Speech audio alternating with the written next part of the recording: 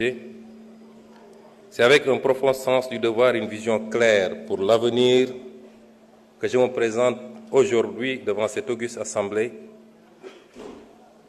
À cet effet, je prends la parole humble face à l'immensité de la tâche à accomplir.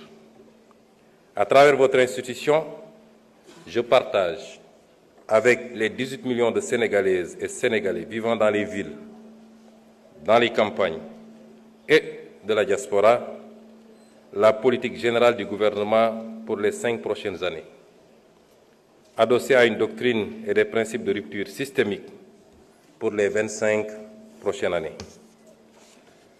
En cette année 2024, les Sénégalais ont montré à 2 reprises à la face du monde que nous sommes un grand peuple, une grande démocratie.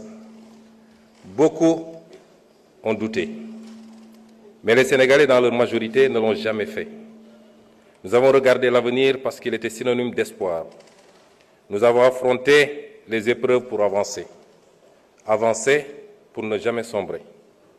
Notre nation ne s'est pas laissée perdre par le doute, parce que nous sommes un grand peuple, animé d'une foi inébranlable et poursuivant un but commun par l'apport de tous.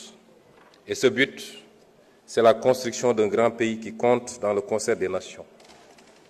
Alors, n'ayons pas peur de questionner nos certitudes. N'ayons pas surtout peur du changement. Monsieur le Président de l'Assemblée nationale, honorables députés, le 2 avril 2024, le Sénégal est en train de plein pied, grâce à la résilience de son peuple et à la détermination de sa jeunesse, dans une ère nouvelle de son histoire, l'ère d'une ambition restaurée, à la fois nationale et africaine, l'ère d'un projet commun taillé à la juste mesure des aspirations de notre peuple tout entier, l'ère enfin de la poursuite sincère d'une prospérité partagée par tous, loin des ressources pour quelques-uns. Cette ère nouvelle est une rupture, oui, en phase avec les orientations et l'exemple posé par le Président de la République, Son Excellence M. Bassirou Diomaye Diakhar Faye. Il échoit à toute la nation sénégalaise de rompre de manière ferme et résolue avec certaines façons de penser et de voir notre cher pays, ainsi qu'un bon nombre de pratiques établies. Cela va sans dire, cette rupture impérieuse s'applique au premier chef au gouvernement d'alternative démocratique éclatante dont j'ai l'honneur et le redoutable privilège d'être le Premier ministre.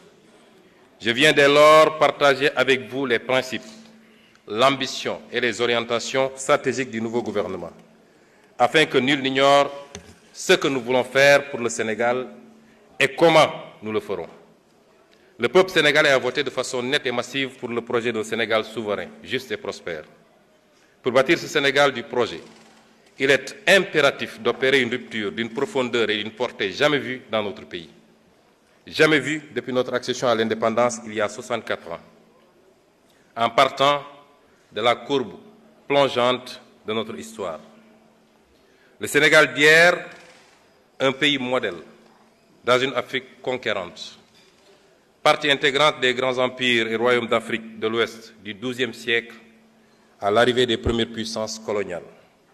Un pays de résistants, dont les populations ont su maintenir leur dignité, leur culture et leurs principes forts de savoir-être aux heures les plus sombres des razzias et de la colonisation, y compris au prix du sang et du sacrifice anonyme de leur vie. Ce fut le cas lors de ce grave mardi de Nder, où les femmes sénégalaises, par dizaines, ont préféré la mort à l'esclavage et au déshonneur. Ou ce jour tristement célèbre du 1er décembre 1944 à Thiaroye, où des hommes sénégalais, avec leurs frères africains, ont par dizaines préféré la mort à l'injustice et au déshonneur. Le Sénégal des indépendances, un modèle en Afrique de stabilité de ses institutions, la qualité insigne de ses élites politiques, diplomatiques, administratives ou même sociales et culturelles, et enfin, de façon plus profonde encore, sa mixité, le brassage de ses ethnies et religions et la force de son commun vouloir de vie commune. Le Sénégal d'aujourd'hui, un modèle en panne dans une Afrique sacrifiée, un modèle de développement arrêté. 64 ans après son indépendance, Le Sénégal est resté enfermé dans le modèle économique colonial, exportant ses matières premières, or, poissons, arachides, phosphate, zircon, pétrole et bientôt gaz, avec peu de valeur ajoutée et important les produits finis. L'énorme déficit de la balance commerciale de l'ordre de 5 300 milliards en 2023, presque 30% du PIB, qui se creuse d'année en année, montre combien notre économie est aujourd'hui peu compétitive. Cela s'est traduit par une croissance trop faible et trop fragile. La croissance annuelle moyenne de 1960 à 2023 a été seulement de 3,1%, face à une population qui a augmenté en moyenne de 2,7% par année. Le revenu réel par habitant n'a jamais décollé et les Sénégalais sont aujourd'hui quasiment au même niveau de revenu qu'au moment de l'indépendance, voire plus pauvres si l'on tient compte de toutes les richesses qui s'expatrient avec les revenus des investissements des groupes étrangers. Cette faible croissance est par ailleurs concentrée sur quelques zones du territoire, notamment le triangle Dakar-Thiès-Mbour. Au final, la triste réalité des chiffres depuis l'indépendance montre que notre pays est enfermé dans un cercle vicieux de sous-développement et de pauvreté, avec des matières premières locales peu valorisées, un secteur privé national qui ne décolle pas, des filières peu compétitives, une croissance structurellement faible et fragile et un territoire national peu aménagé et pauvre. Un modèle social en crise aiguë, avec notamment une jeunesse désabusée, sans perspective dans son propre pays. Chaque année, le nombre d'emplois formels créés est très largement inférieur au nombre de jeunes arrivant sur le marché du travail. Une justice où l'action de quelques-uns a fait perdre la confiance de presque tous. Une école où l'on désapprend bien souvent et où l'on déséduque encore plus. Un modèle démocratique fortement fragilisé qui a su rester debout grâce à la résilience des millions de Sénégalais, d'Est en Ouest, du Nord au Sud. Notre peuple, notre précieuse démocratie a vacillé, mais elle a tenu. Dieu merci. Hommage au peuple sénégalais, en particulier à sa jeunesse, pour la lutte qu'il a menée pour préserver ce modèle démocratique, cette force vitale pour la résistance démocratique. Chers jeunes, chers concitoyens, nous devons désormais la mobiliser pour le développement du pays. Toutes ces régressions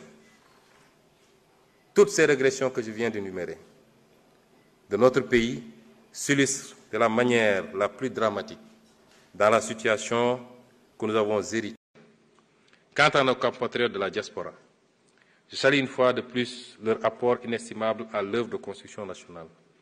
Le gouvernement lancera un vaste programme de recensement des Sénégalais de l'extérieur pour mieux valoriser leur potentiel grâce à des programmes adaptés.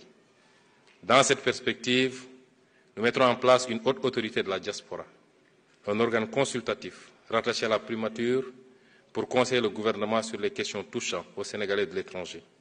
Les associations de la diaspora les plus représentatives y seront représentées et la durée de validité du passeport sera étendue à 10 ans.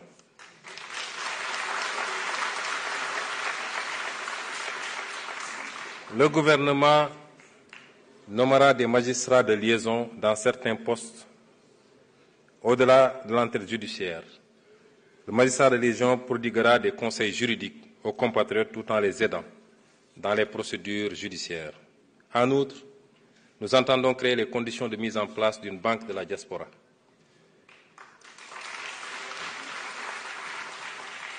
Nous appliquerons le principe de réciprocité pour la délivrance de visas aux ressortissants de certains pays.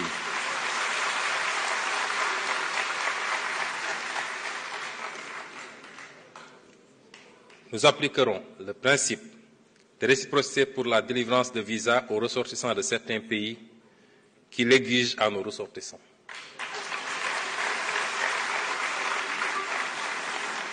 Je rappelle que si la suppression de la procédure des visas biométriques payants est entrée en vigueur le 1er mai 2015, les textes législatifs et réglementaires l'instituant n'ont pas été abrogés subséquemment. Il s'agit dès lors, tenant compte de l'expérience précédente, de bien en cerner les faiblesses avant toute décision, notamment celles liées aux impacts éventuels sur le tourisme, les lenteurs dans la délivrance des visas, ajoutées à la disponibilité des moyens matériels et humains dans les aéroports et postes frontaliers terrestres du Sénégal. D'ores et D'ores et déjà, nous engagerons des discussions avec les pays relevant des catégories B et C afin d'exiger en retour le visa gratuit pour les ressortissants sénégalais sur la base du principe de réciprocité. Nous ouvrirons également des discussions avec les pays dont les procédures de traitement des demandes de visa pour les ressortissants sénégalais portent préjudice à nos compatriotes. Pour mieux comprendre les procédures d'accès aux plateformes de prise de rendez-vous, la tarification des frais exigibles pour le traitement des demandes, les procédures de vérification d'authentification,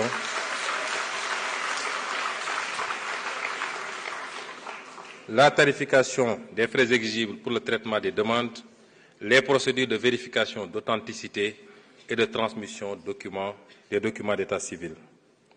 Enfin, le gouvernement apportera une solution idoine à l'immigration clandestine. D'abord par la mise en œuvre d'une politique de développement et de lutte contre la pauvreté portée par la Vision 2050, ensuite par le renforcement des dispositifs de lutte contre la migration irrégulière, en multipliant les contrôles et en renforçant les sanctions, mais également par la promotion d'une migration régulière en partenariat avec les pays d'accueil et de transit des migrants, ainsi que le soutien aux initiatives de retour volontaire et à la réintégration. C'est avec un profond sens du devoir et une vision claire pour l'avenir que je me présente aujourd'hui devant cette auguste Assemblée. À cet effet, je prends la parole humble face à l'immensité de la tâche à accomplir. À travers votre institution, je partage avec les 18 millions de Sénégalaises et Sénégalais vivant dans les villes, dans les campagnes et de la diaspora, la politique générale du gouvernement pour les 5 prochaines années, adossée à une doctrine et des principes de rupture systémique pour les 25 prochaines années. En cette année 2024, les Sénégalais ont montré à 2 reprises à la face du monde que nous sommes un grand peuple, une grande démocratie. Beaucoup ont douté, mais les Sénégalais dans leur majorité ne l'ont jamais fait. Nous avons regardé l'avenir parce qu'il était synonyme d'espoir. Nous avons affronté les épreuves pour avancer. Avancer pour ne jamais sombrer. Notre nation ne s'est pas laissée perdre par le doute, parce que nous sommes un grand peuple animé d'une foi inébranlable et poursuivant un but commun par l'apport de tous. Et ce but, c'est la construction d'un grand pays qui compte dans le concert des nations. Alors, n'ayons pas peur de questionner nos certitudes. N'ayons pas surtout peur du changement.